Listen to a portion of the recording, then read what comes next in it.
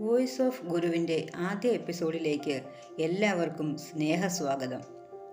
ഓം ശ്രീനാരായണ പരമഗുരവേ നമഃ.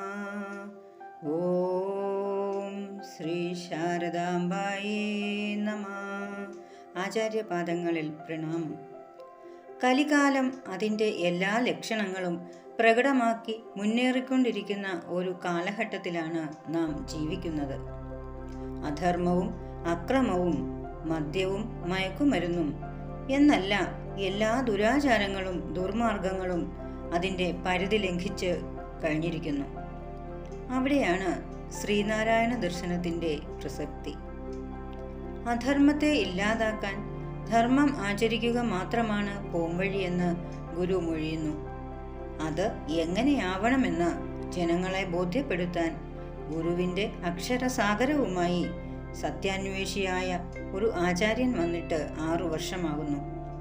അതെ, ഗുരുസാഗരം എന്ന ആധ്യാത്മിക കുടുംബ മാസികയെക്കുറിച്ചാണ് പറയുന്നത്. ഗുരുദർശനത്തിൻ്റെ മഹിമയെ ഓരോ ഗൃഹാന്തരീക്ഷത്തിലും എത്തിക്കുക എന്ന ദൗത്യവുമായി ഗുരുസാഗരം മാസിക പിറവിയെടുത്തത് 2019 ഓഗസ്റ്റ് 18-നാണ്. പ്രമുഖ എഴുത്തുകാരനും വാഗ്മിയും ഗുരുധർമ്മ പ്രചാരകനുമായ ശ്രീ സജീവ് കൃഷ്ണൻ സാറാണ് ഗുരുസാഗരത്തിൻ്റെ ചീഫ് എഡിറ്റർ. സജീവ് കൃഷ്ണൻ എന്ന ആചാര്യൻ കേരളത്തിലെ പൊതുസമൂഹവുമായി സംവദിക്കുന്നത് ഗുരുസാഗരം എന്ന ആധ്യാത്മിക കുടുംബ മാസികയിലൂടെയാണ്. ഗുരുസാഗരം നമ്മുടെ സമകാലിക സമൂഹത്തിൽ ശക്തവും സൂക്ഷ്മവുമായ സ്വാധീനം ചെലുത്തുന്നുണ്ട്. ഈ മാസിക സശ്രദ്ധം വായിച്ചു തീരുമ്പോൾ നാം ഗുരുദർശനത്തിൻ്റെ ആഴങ്ങൾ അറിയുന്നു. ഗുരുദർശനം നമ്മുടെ രക്തത്തിൽ ആധ്യാത്മിക സംസ്കാരമായി സംക്രമിക്കുന്നു. ഗുരുവിൻ്റെ അക്ഷയമായ കാരുണ്യവും അപാരമായ സ്നേഹവും നമ്മുടെ ഹൃദയങ്ങളിലേക്ക് ഒഴുകുന്നു. ദൃശ്യവും അദൃശ്യവും ജ്ഞാതവും അജ്ഞാതവുമായ സമസ്ത ചരാചരങ്ങളും ഒന്നാണെന്ന അറിവിൽ നാം എത്തിച്ചേരുന്നു. ഗുരുസാഗരം മാസികയിലെ സച്ചിന്ത എന്ന പംക്തിയാണ് ഇവിടെ അവതരിപ്പിക്കുന്നത്. ആചാര്യനോടുള്ള ചോദ്യവും അവയ്ക്കുള്ള ആചാര്യൻ്റെ മറുപടിയുമാണ് ഇതിൻ്റെ ഉള്ളടക്കം. ഇനി ഇന്നത്തെ സച്ചിന്ത എന്താണെന്ന് നോക്കാം. ഗുരുവിൻ്റെ പ്രീതി കിട്ടാൻ എന്താണ് വേണ്ടത്? ഗുരുവിൻ്റെ പ്രീതി ഉണ്ടെങ്കിൽ ജീവിതത്തിൽ എല്ലാ വിജയവും നേടാൻ സാധിക്കുമെന്ന് കേട്ടിട്ടുണ്ട്. ഗുരുവിൻ്റെ പ്രീതി നേടാൻ എന്താണ് ചെയ്യേണ്ടത്? എങ്ങനെയാണ് ഭജിക്കേണ്ടത്? ഇതിന് ആചാര്യൻ്റെ മറുപടി അറിയണ്ടേ? ഗുരുവിൻ്റെ പ്രീതി നേടാൻ ഒരേ ഒരു വഴിയേ ഉള്ളൂ. സത്യം പറഞ്ഞും പ്രവർത്തിച്ചും അഹിംസാപൂർവം ജീവിക്കുക. മറ്റുള്ളവരെ ഉപദ്രവിക്കുകയോ കവർന്നെടുക്കുകയോ ചെയ്യാതെ സദാചാരം പാലിച്ച് ജീവിക്കുക. അങ്ങനെ ചെയ്യുന്നവർ ഗുരുവിൻ്റെ ചിത്രം വച്ചോ പ്രതിമ വച്ചോ ആരാധിക്കുന്നവരല്ലെങ്കിലും ഗുരുവിൻ്റെ പ്രീതിയും സാന്നിധ്യവും അവർക്കൊപ്പം എല്ലായ്പ്പോഴും ഉണ്ടാകും. അവർക്ക് ജീവിതത്തിൽ ഒന്നിനും ഒരു മുട്ടും വരില്ല.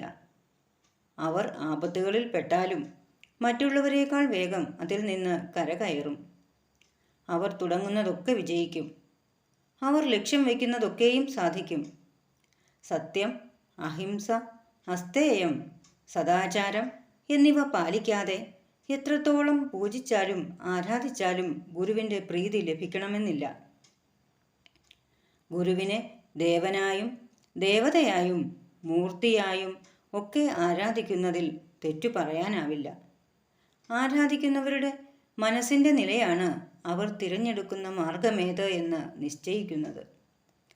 പക്ഷെ എങ്ങനെ ആരാധിച്ചാലും അവർ ആത്യന്തികമായി ആരാധിക്കുന്നത് ഗുരുവിനെ തന്നെയാണ്.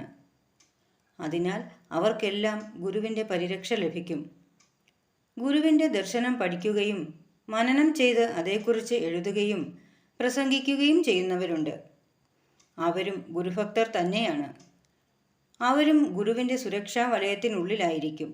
എന്നാൽ വാക്കും ചിന്തയും പ്രവൃത്തിയും ശുദ്ധമാകാതെ ഇതെല്ലാം ചെയ്യുന്നവരേക്കാൾ ഗുരുവിനു പ്രിയം വാക്കും ചിന്തയും പ്രവൃത്തിയും ശുദ്ധമാക്കി ജീവിക്കുന്നവരെയാണ് എന്നതാണ് യാഥാർത്ഥ്യം.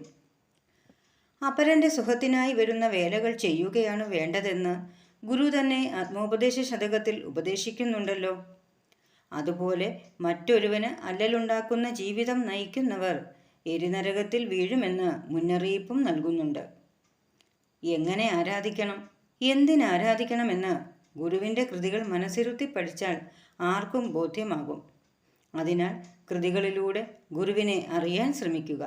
അതാണ് ഉത്തമം.